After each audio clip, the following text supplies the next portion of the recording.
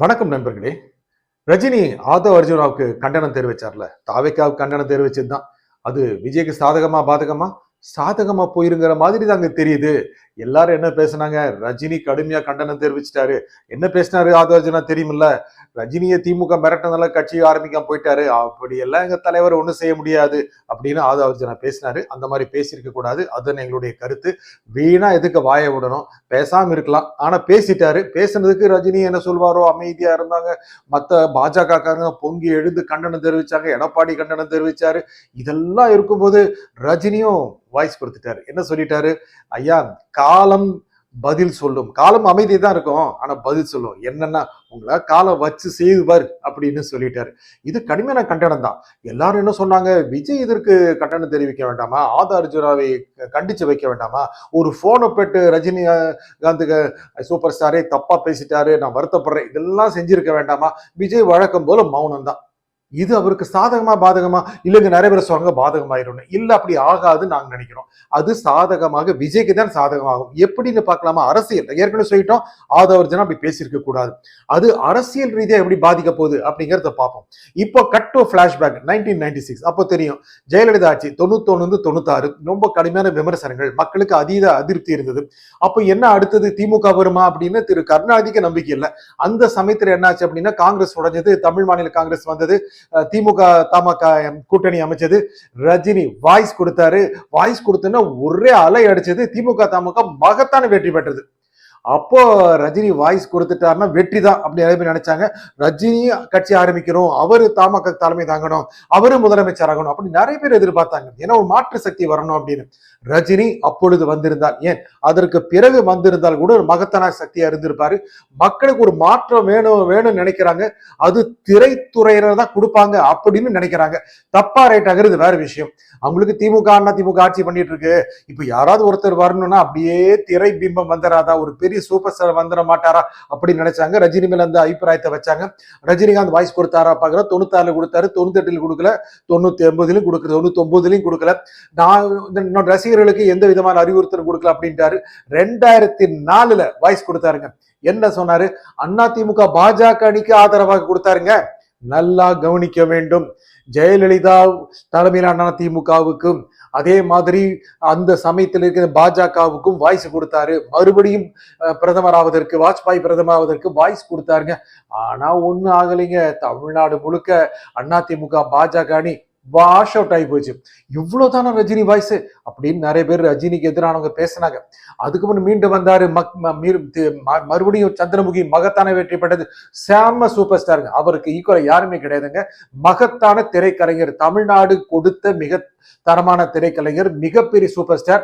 ஆனால் அரசியல் ரீதியாக அவர் வேலை அவர் சரியான சமயத்தில் கட்சி ஆரம்பித்திருந்தால் அவருக்கும் இதே போல் விஜய் போலவே ஃபாலோயிங் வந்திருக்கும். ஆனால் விஜய் ரஜினி அல்ல. நல்லா கவனிக்கணுங்க. பல பதிவுகளை சொல்றோம், விஜய் எம்ஜிஆர் அல்ல. எம்ஜிஆர் கிட்டத்தட்ட 20-30 ஆண்டு கால அரசியல் அனுபவத்திற்கு பிறகு கட்சி ஆரம்பித்து தலைவரானார், முதலமைச்சர் ஆனார். NTR ராமாராவ் தெலுங்குல, அண்ணா ஆந்திரால கட்சி ஆரம்பிச்சு 6 மாசத்துல முதலமைச்சர் ஆயிட்டாரு. இந்த மாதிரி நடிகர்கள் ஆயிட முடியுமா? விஜய் எல்லாம் ஆக முடியுமா அப்படின்னு நினைக்கிறாங்க. விஜய் ஒரு நாள் முதலமைச்சர் ஆவார், நாங்க பதிவு பண்றோம். இப்போதான் ஆவாரா அப்போதான் ஆவாராங்கிறது இல்லைங்க. 26 27 28 20 30 30 32 எப்போ ஒரு தடவை ஆயிடுவாருங்க. இந்த தேர்தல் என்ன ஆகும்? ரஜினி பேசினது என்ன ஆகும்? வாக்கு பிரியும். என்ன வாக்கு பிரியும்? ரஜினிக்கு ஆதரவா இருக்கின்ற வாக்குகள் எல்லாமே அதிமுகவுக்கு போயிரும் அப்படின்னு நிறைய பேர் நினைக்கிறாங்க. எனக்கே பேட்டி கொடுக்குறாங்க. எப்படியாக ஆகும்? ரஜினிகாந்த் என்ன அப்படியே பாஜக காரரா? ஐயோ, பாஜக ரொம்ப ஆதரவா இருக்கிறவருங்க அப்படின்னு சொல்றாங்க. ரஜினி கலைஞர் கருணாநிதியோட நெருக்கமா தான் இருந்தாரு. இப்போ திரு ஸ்டாலினோட நெருக்கமா தான் இருக்கிறாரு.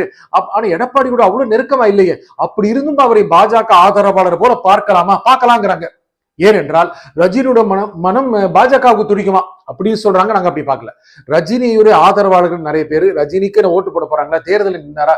இருந்தாலும் கூட ரஜினி விஜய்க்கு எதிராக, தாவேக்காவுக்கு எதிராக பேசியதால் அவருக்கு ஒரு வாக்கு வங்கி உருவாகி அது அதிமுக சாதகமா போகும்னு சொல்றாங்க. சரிங்க, சாதகமா போகட்டும்.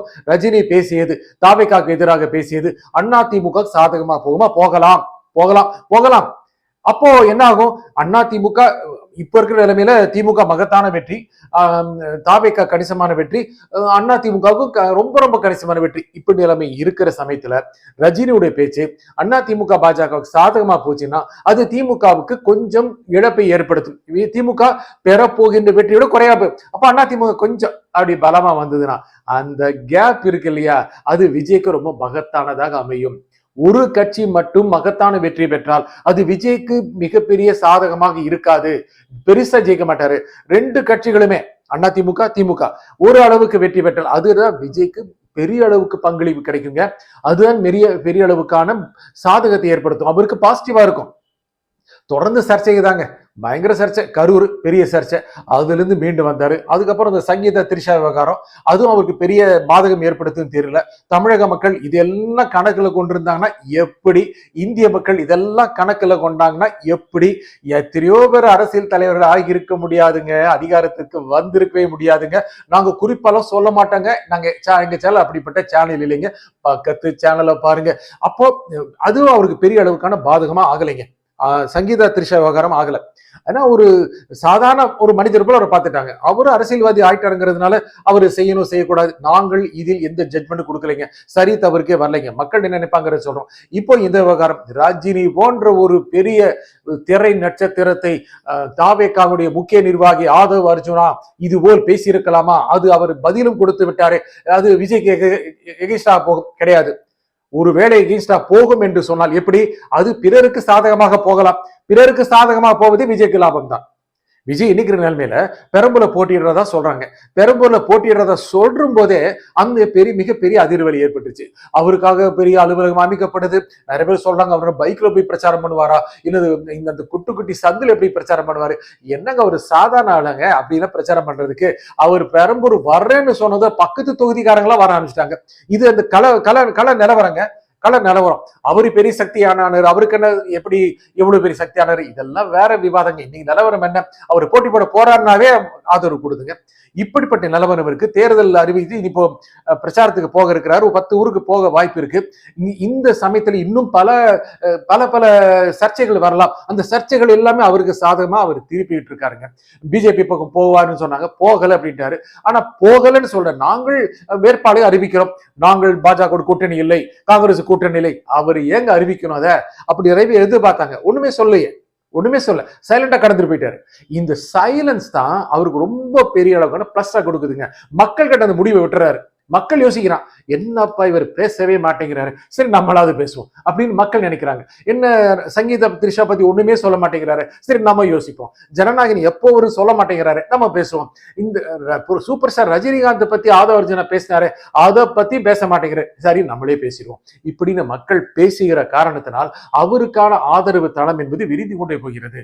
அது திமுக அண்ணா திமுக என்று பிரிந்தால் அவருக்கான வாக்கு வங்கி இன்னும் கூட பெரிதாக ஆகும்.